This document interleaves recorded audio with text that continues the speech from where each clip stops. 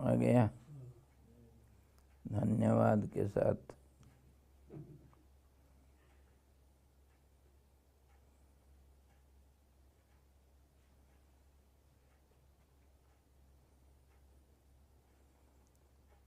ये हमारा रोजाना रहता था।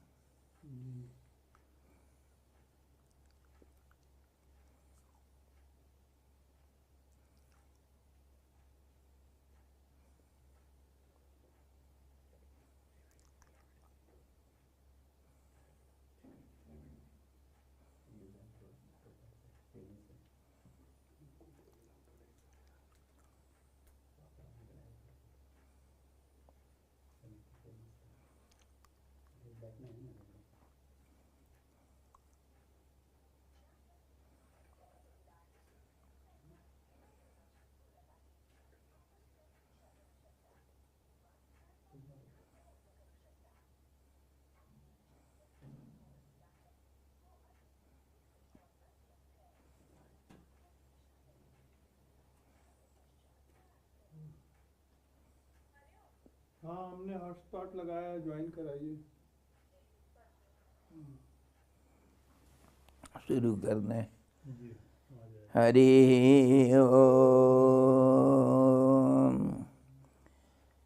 श्री गणेशाय नमः। ओम नमोस्तुते व्यासविशालबुद्धे फुल्लारविन्दाय तपत्रनेत्र येन त्वया भारततैलपूर्णः प्रज्वलितो ज्ञानमयः प्रदीपः। ओम गुरुर्ब्रह्मा गुरुर्विष्णु गुरुर्देवो महेश्वरः गुरुः साक्षात् परं ब्रह्म तस्मै श्री गुरवे नमः। ध्यानमूलं गुरुर्मूर्तिः पूजामूलं गुरोः पदम् मंत्रमूलं गुरुर्वाक्यं मोक्षमूलं गुरोः कृपा। ओम कृष्णाय वासुदेवाय देवकीनंदनाय च नन्दगोपकुमाराय गोविन्दाय नमो नमः। सद्गुरु भगवान की जय। सच्चिदानंद भगवान की जय। कृष्ण भगवान की जय। गीता माता की जय। We are discussing Srimad Bhagavad Gita chapter 3, and yesterday we discussed on the sloka 37th. Lord Krishna said, काम एष क्रोध एष रजोगुण समुद्भवः महासनो महापाप्मा विद्धेन मिह वैरिणम्. To the question of Arjuna, Lord Krishna answers this. The question of Arjuna was, if such is the condition, nobody can overcome the sway of Prakriti, and everybody is helplessly subject to his nature. So who is there who forces one to do some sinful actions? Who is the forcing entity standing behind? Who forces everyone to do the wrong things?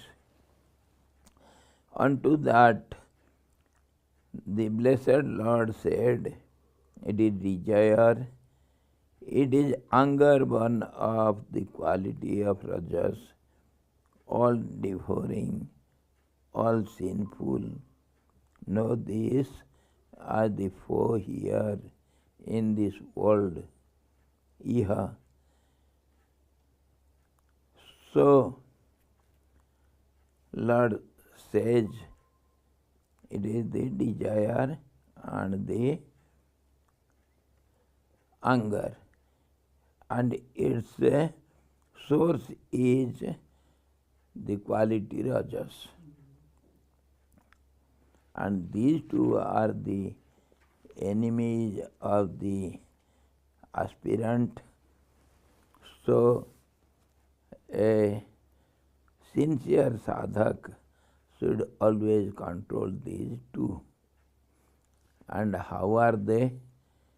You should know all about the enemies, then only you can attack on him, and then only you can have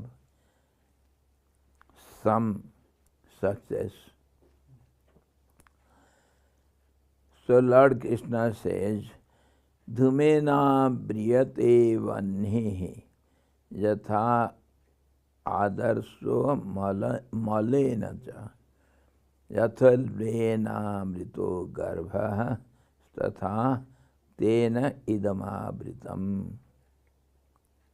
He gives the examples how it destroys our discriminative power, our wisdom, how it becomes our enemy, how it acts against us, the sincere aspirants. As fire is enveloped by smoke,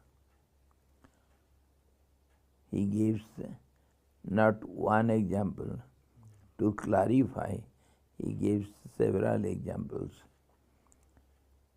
As fire is enveloped by smoke, as a mirror by dust, we often use this example, and as an embryo by the omnion.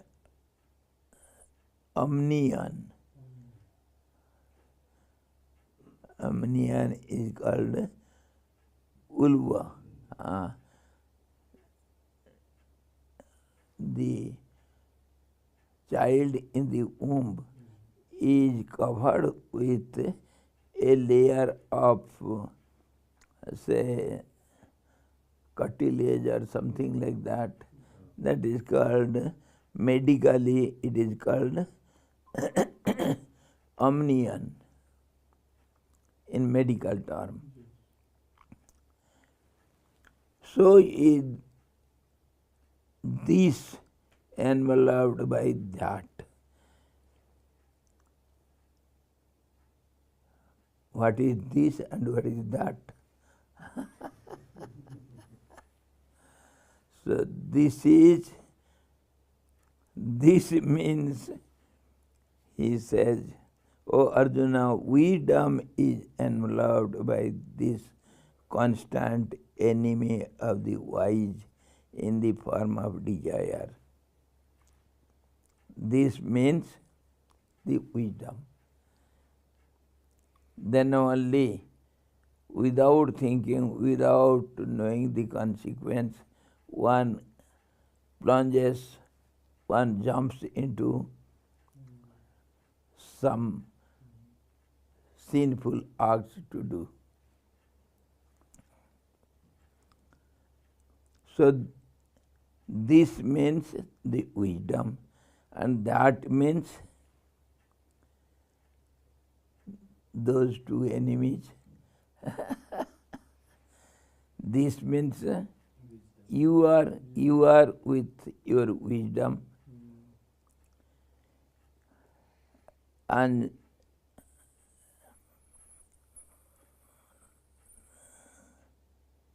wisdom is enveloped by the constant enemy of the wise in the form of desire, which is unappeasable as fire.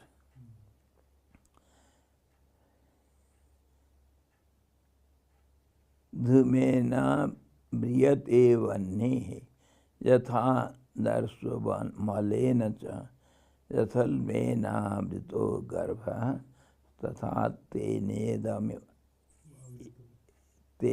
idam abritam.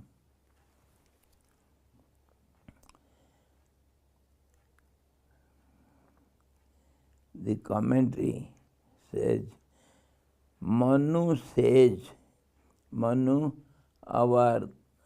the primordial father of all the races of human beings. Desire can never be satiated. It cannot be fulfilled or cooled down by the enjoyment of objects, but as fire blazes forth, the more when fed with ghee, melted butter, and wood, So it grows the more it feeds on the objects of enjoyment. If all the foodstuffs of the earth, all the precious metals, all the animals and all the beautiful women were to pass into the possession of one man endowed with desire, they would still feel, they will still fail to give him satisfaction. He will never be satisfied. He will want more and more. The kingdom of three worlds is less for you if you have a desire. It cannot appease the desire. The ignorant man considers desire as his friend when he craves for objects. He welcomes desire for the gratification of the senses. But the wise man knows that from experience, even before suffering the consequence, that desire will bring only troubles and misery for him. So it is constant enemy of the wise, but not of the ignorant. The ignorant person makes friendship with the desires, whereas the wise man, by the power of sharp, pure intellect or discriminative power, he understands these two to be his enemies. So he gets alert.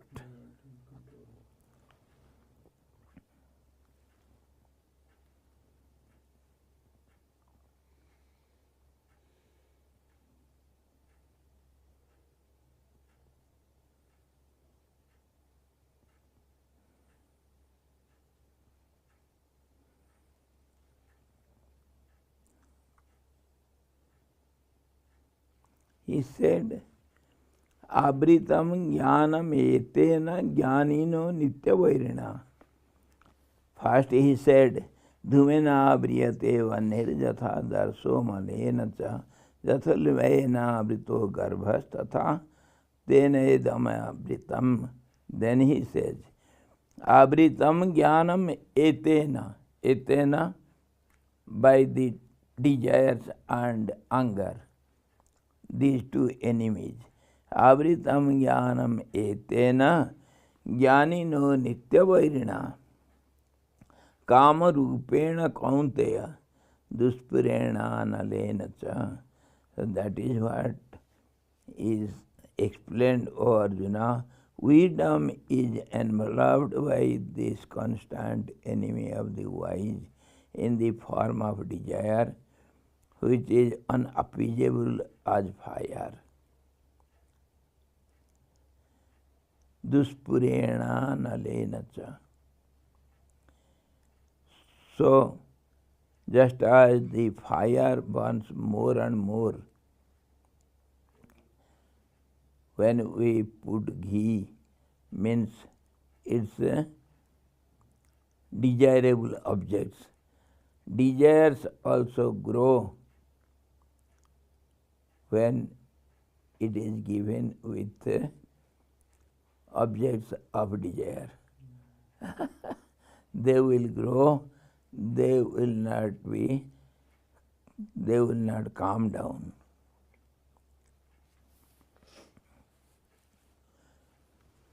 So the ignorant persons only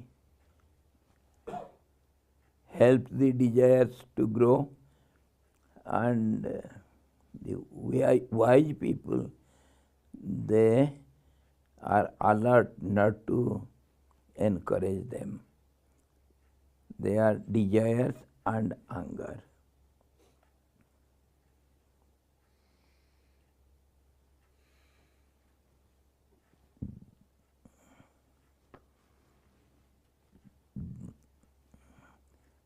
We have discussed how the desires are born, the process. We have seen if one feels incomplete within, he arises some need of something to achieve by which he can fulfill the incompleteness. That means feeling incompleteness is due to discontentment. When we are not contented with what we have, even the wealth of 3 worlds is given to you, you will not be contented. So contentment or satisfaction, full satisfaction is our weapon. When it is not there, the enemies are encouraged and strengthened. When we don't have any weapons to fight against the enemies, naturally they will dominate over us. These are the cause by which the desires, and desires also give rise to anger when they are not fulfilled. If some obstacles come by the way, then there will be anger.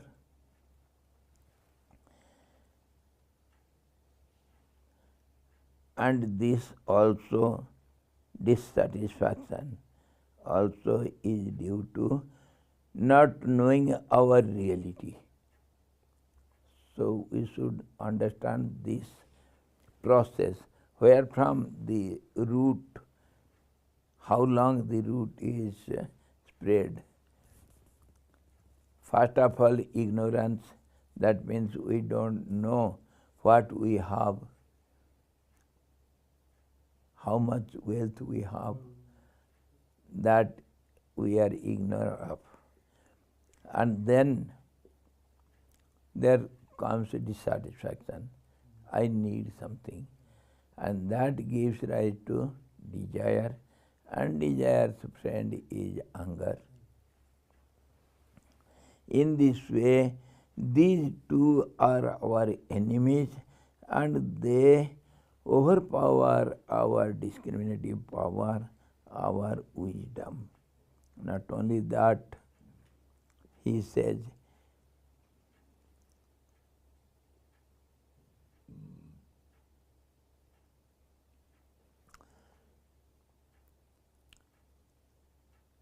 Jnanam and Vijnanam also, both are destroyed by these two enemies. We shall see. Indriyani mano buddhi adhishtanam asya adhishtanam uchyate. When we try to conquer over some enemies, we should know all the whereabouts of the enemy, where he hides himself, or where he has his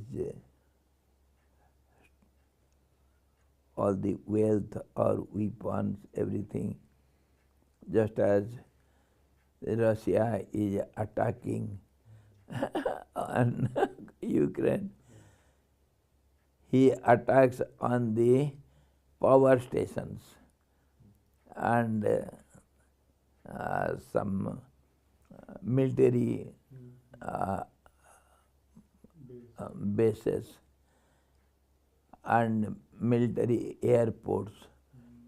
So the enemy will come under control and connectivity is broken.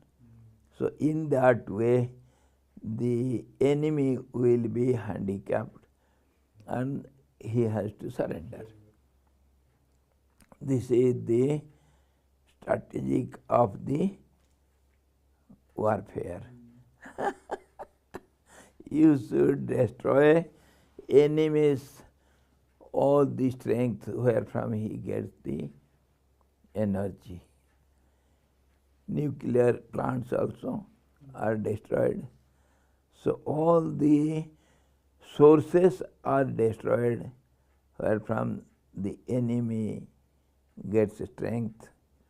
So naturally he will be weak and he will come under control. In this way, we should know all about the enemy's source of his strength. So Lord says, Indriyani mano buddhi asya adhishthana uchyate. Adhishthana means basement. The enemy base camp. From there, they are ready to fight. They have arranged everything there. So base camp is Indriyani and mana, and also buddhi. Indriyani mano buddhi asya adhishthana uchyate. Eteri vimohya tesa jnanam abritya dehinam. The senses, the mind and the intellect are said to be its seat. Through these, it deludes the embodied by veiling his wisdom. The person, the embodied means anybody, ignorant person, and also the aspirants who are treading the path of spirituality. One should know its basement. If the abode of the enemy is known to it, it is quite easy to kill him. So,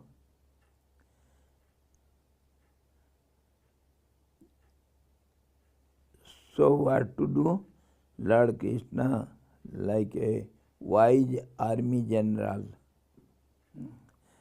he has fought so many battles.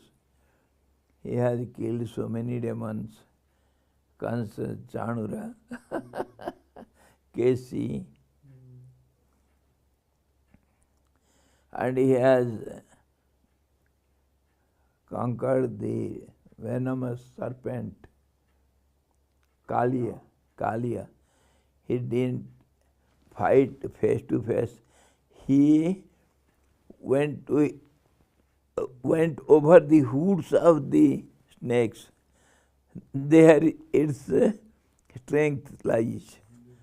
So naturally the snake is under control. It cannot bite you.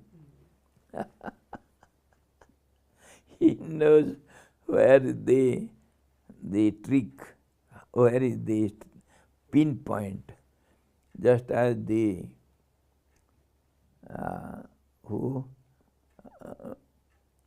क्या हम कहते ना कोई वो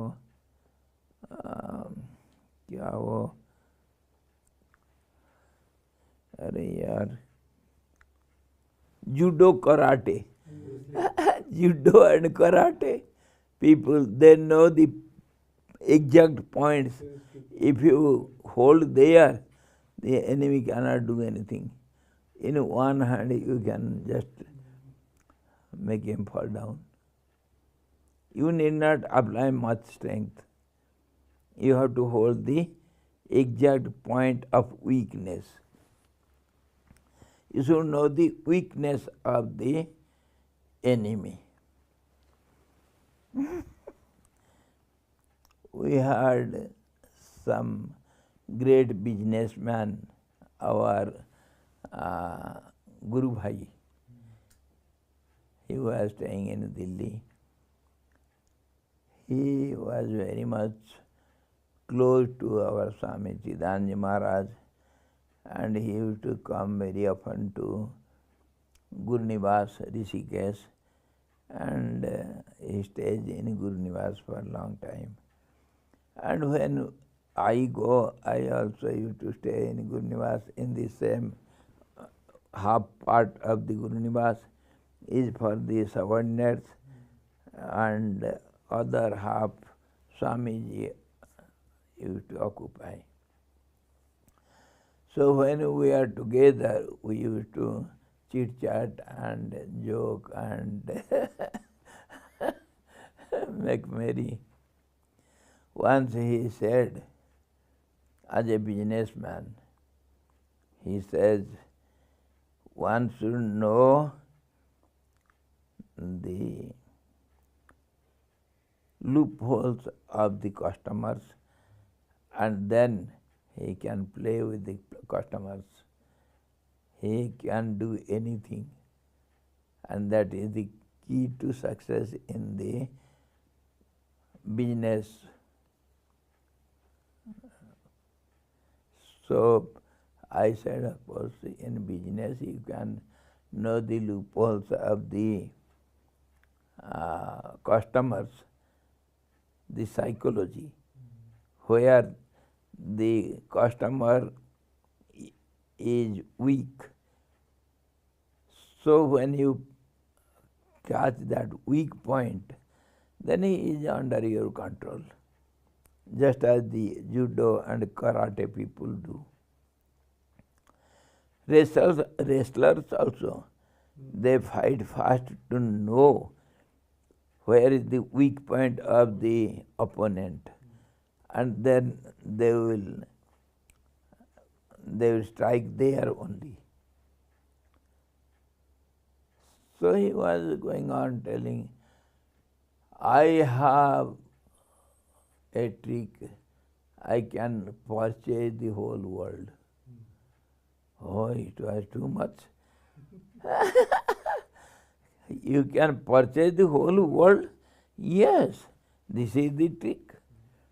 If you know the weak point of the other, then catch there and he will be under you. The whole world you can purchase? Yes, I am the businessman. So can you purchase your guru? I asked. Yes, I can purchase my guru also. What do you say? I was a little angry. What do you say? Calmly says, Swamiji, you have to know the weak point. Does your guru have any weak point? Yes. Yes. He says, yes. Where is the weak point of your guru? Swamiji, you are a child. You don't know all these. I said, come on, tell me, how can you control and bring down your guru under your clutches? You see, one drop of tear is enough in your eyes.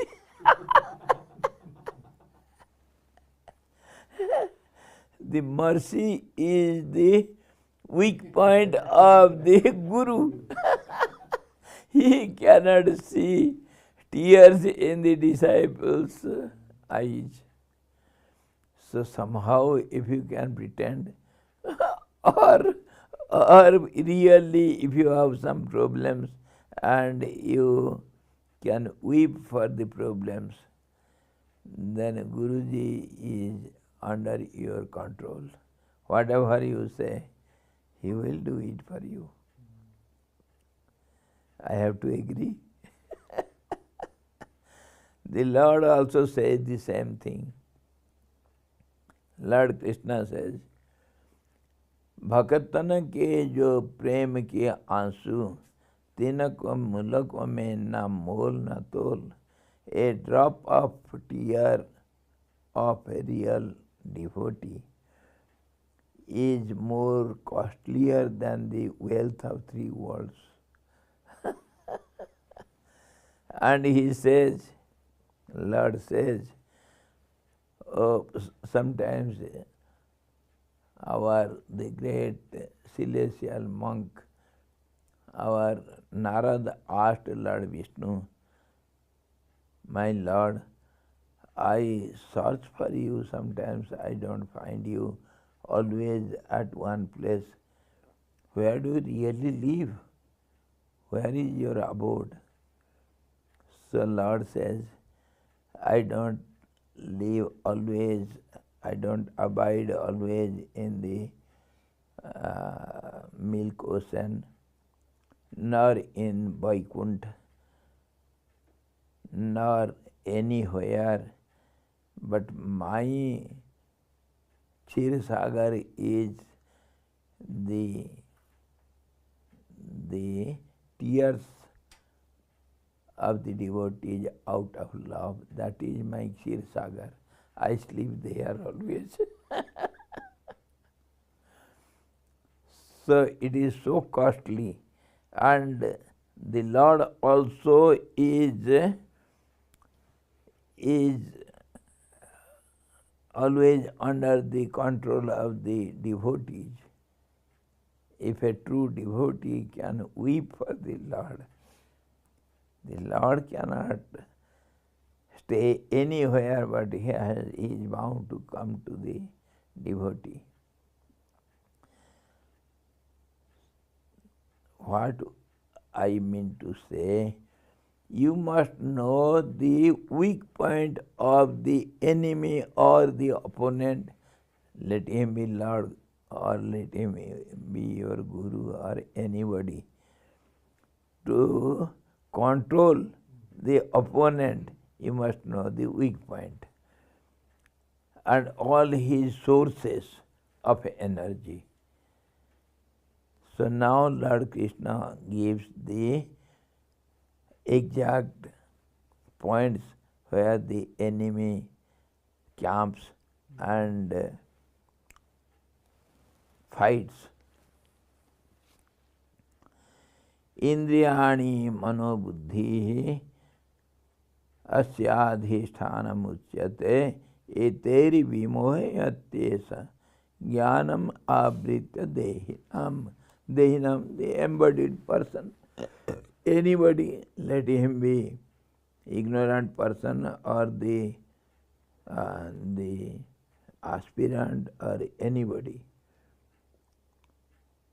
The senses, the mind and the intellect are said to be the seat of it. Through these it deludes the embodied by veiling his wisdom. If the abode of the enemy is known, it is quite easy to kill him. So Lord Krishna, like a wise army general, points out to Arjuna the abode of desire so that he may be able to attack it and kill it quite readily. If the mind and the intellect and the senses are under your control, then no way you can be slave to your desires, nor you can lose your discriminative power, and you will not be under their control. तस्मात् तुमिन्द्रियाण्यादौ नियम्य भरतर्षभ papanam prajahihenam jnanam vijnananasanam. Therefore, O best of the Bharatas, Arjuna, Bharatarshava, tasmat tam indriyani adyo niyamya. First of all, you have to control your senses. And then, of course, mind and intellect. Therefore, O best of the Bharatas, controlling these senses first, do thou kill this sinful thing, the destroyer of your knowledge and realization. Jnana vijnana nasanam. These two, they destroy your knowledge and vijnana. Jnanam is knowledge. What is vijnana? Huh? Skill? No. Vijnana, pragyana, all these are meant for the truth. Knowledge has two aspects. Always we discuss two classes of knowledge. One is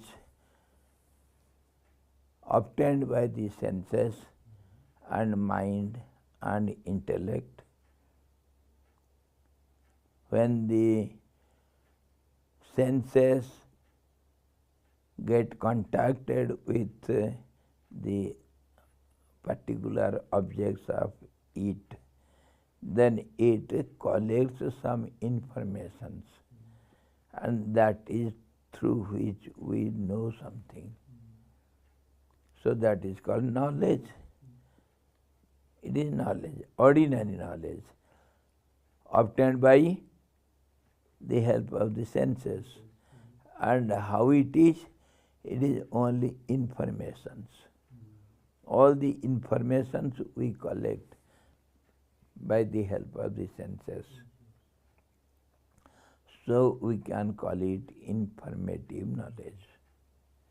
Whatever we know, we get it from either from books or from the words of some elderly persons, our teachers, our guides, our parents, our elderly persons. We get some information from anybody also. We don't know anything. We ask someone, "Oh bhaiya, do you know which way leads to Gangotri?" Even a child can tell you, who is standing there, local person, and you have to rely upon him. So any type of information we collect like this from others, let it be books or scriptures or from the elderly persons, all the information we get from others. So you cannot say it is your knowledge. So it is called informative knowledge. You cannot, you see, have pride over this knowledge. It is not yours. So what knowledge is yours? We always discuss it just as our knowledge is nothing but a dustbin. Dustbin. Put a dustbin outside, everybody will throw some garbage in it, and after some time it will be filled with garbage only. This is how we obtain our knowledge. Since childhood, we are dependent upon others. We have nothing.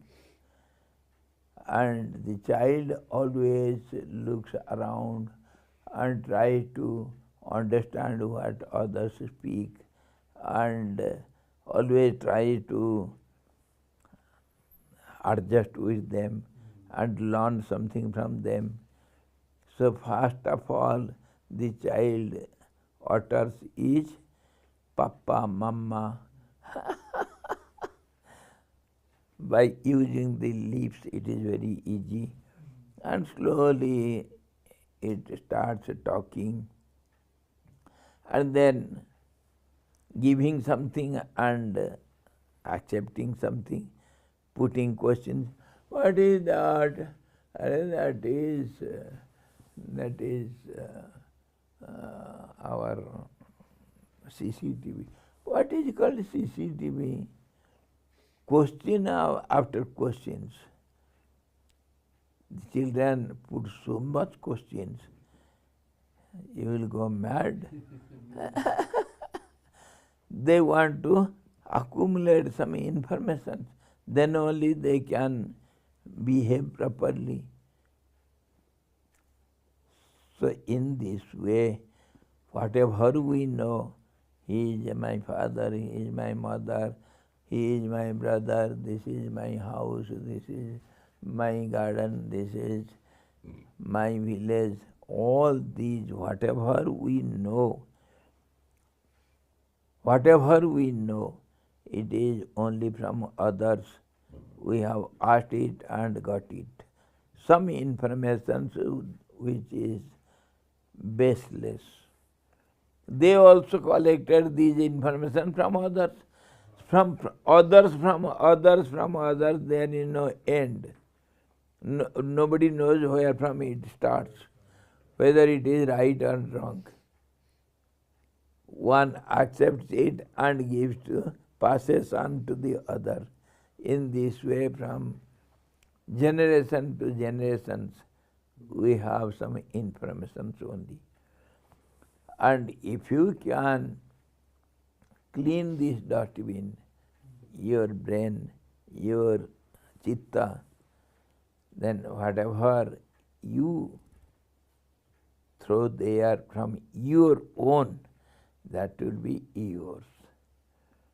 That is called experiential knowledge. How does the sugar candy taste? Can you tell me? I have not tasted how the sugar candy is. Soury? No. How does it taste?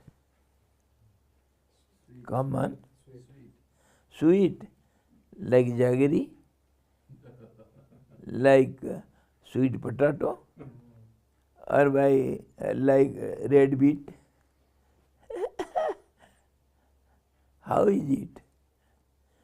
Unless and until I eat it and taste the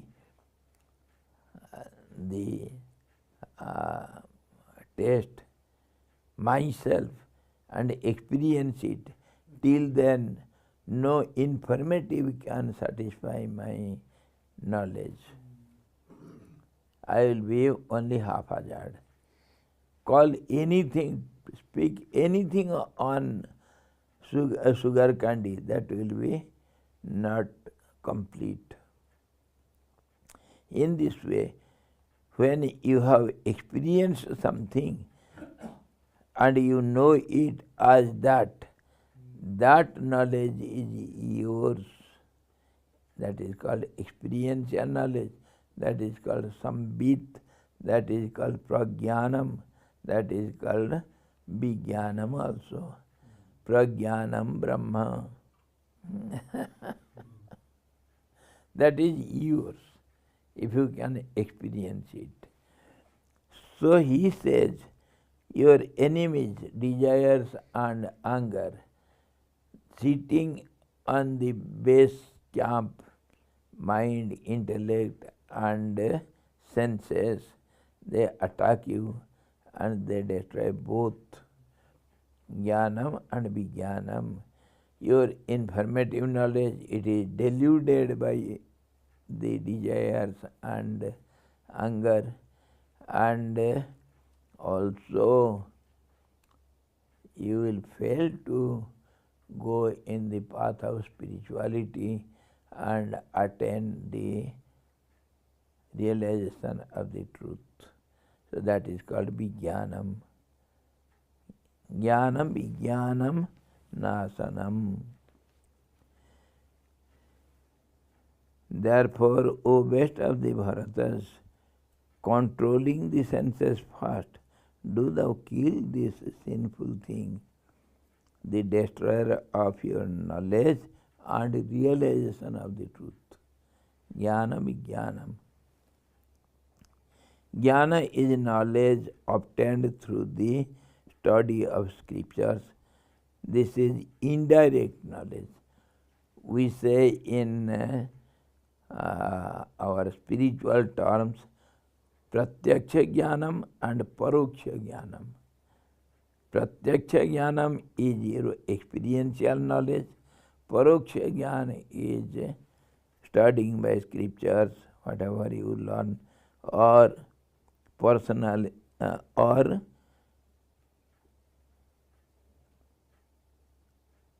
by hearing something from somebody, obtained through the study of the scriptures.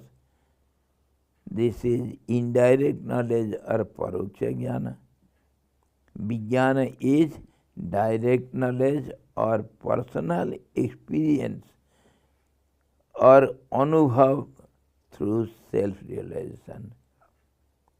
Or aparoksha jnanam it is called. Control the senses first and then kill the desire.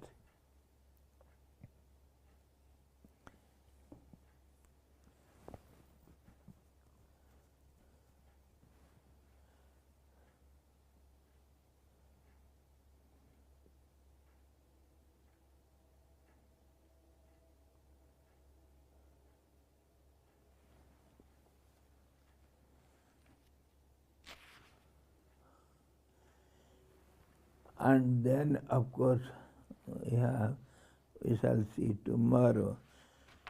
Indriyani paranyahur indriyebhyah param manaha manasastu para buddhi yo buddhehe parasastu saha.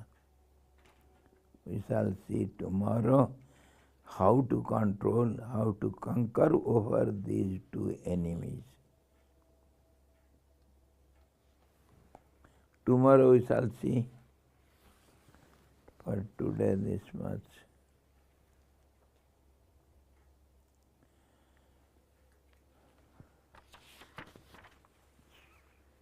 So Lord Krishna is making Arjuna fit to fight. And he is giving all the methods, proper understanding of the situation, and the skill of action, how to act, so that you will not be a doer, an actor. Act for the director's sake, not for your sake. Be an actor, but you have to act for the director, not for your sake. Don't think you will be awarded. But surely you are going to get some award. If you have no doership, if you can play the role properly, then of course your reward is certain. Nobody can snatch it away. Tomorrow we shall say Hari Om Purnamada Purnamidam Purnada Purnamudachyate Purnasya Purnamadaya Purnameva Vasishyate Om Shanti Shanti Shanti Sadguru Bhagavan ki jai Satchidananda Bhagavan ki jai Krishna भगवान की जय। गीता माता की जय।